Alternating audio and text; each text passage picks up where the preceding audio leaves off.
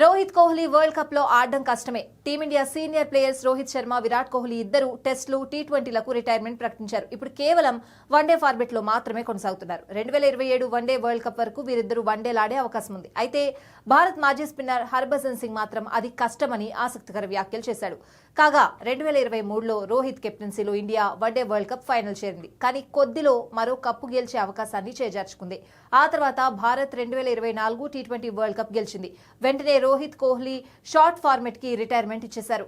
ఇటీవలే టెస్టుల నుంచి కూడా ఇద్దరు తప్పుకున్నారు. కేవలం వన్డేల్లో మాత్రమే కొనసాగాలని భావించారు. కానీ టీమిండియా మాజీ ప్లేయర్ హర్భజన్ సింగ్ వీరిద్దరిపై కొన్ని వ్యాఖ్యలు చేశాడు.